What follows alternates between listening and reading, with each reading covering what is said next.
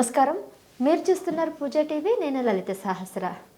అయితే 2025 సంవత్సరం పూర్తి చేసుకొని 2026 సంవత్సరంకి అడుగుపెట్టాము. ఎంతో ఆశలతో ఎంతో భవిష్యత్తు ఉండబోతుందని చాలామంది ఎదురు చూస్తుంటారు. ముఖ్యంగా ద్వాదశ రాశుల వారైతే మరి గతంలో 2025 సంవత్సరంలో అనుభవించిన కొన్ని కష్టాలు, నష్టాలు, సుఖాలు, దుఃఖాలు కూడా మళ్ళీ కొనసాగించబోతున్నాయా? మరి కొంతమందికి ఏళ్ళటి శని అలాగే ఉండబోతుందా? మరి వాళ్ళకి శనిపీడ పోబోతుందా?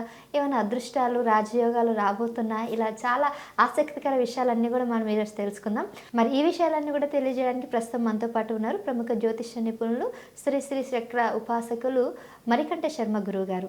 నమస్కారం గురువుగారు. పరమేశ్వరార్పణమస్తు.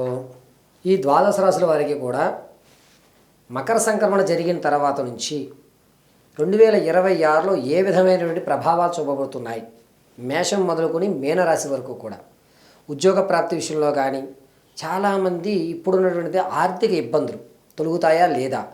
గురుగారు ఏళ్ళనాటి శని ప్రభావం మేషరాశి వారికి ఉంది అంటున్నారు. మరి ఈ కొత్త సంవత్సరంలో రవి సంక్రమణ జరిగిన తర్వాత ఏదైనా మార్పులు జరుగుతాయా? దానివల్ల శని పీడ ఏమైనా నివారణ జరుగుతుందా? ఆరోగ్య సమస్యలు ఏమైనా కుదురుపడేటువంటి అవకాశాలు ఉన్నాయా? అసలు మేము ఏ పరిహారాలు చేసుకుని ఏ దేవతారాధన చేసి ఎటువంటి మూలమంత్రాలు మేము జపిస్తే ఈ సంవత్సరం అంతా కూడా మేము అనుకున్నటువంటి పనులు పూర్తవుతాయి?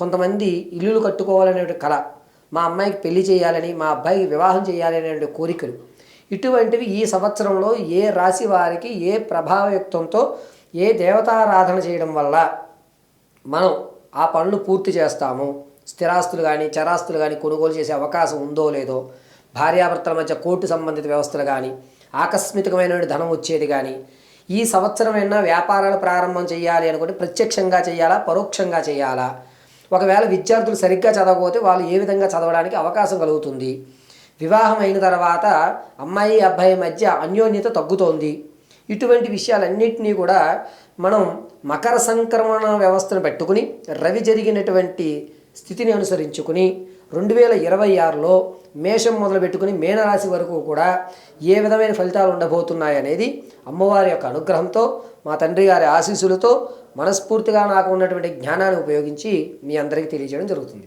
తప్పకుండా గురుగారు. పరమేశ్వరార్పణమస్తు. ధన్యస్మి గురుగారు, చాలా చక్కగా వివరించారు.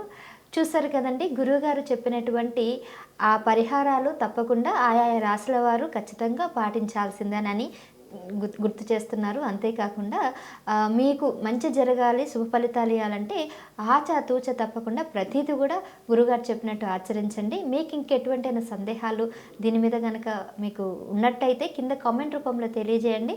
గురువుగారి నెంబర్ కూడా ఉంటుంది, గురువుగారికి కూడా ఫోన్ చేయొచ్చు.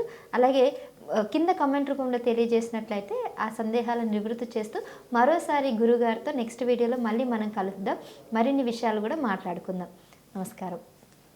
పరమేశ్వరార్పణమస్తు.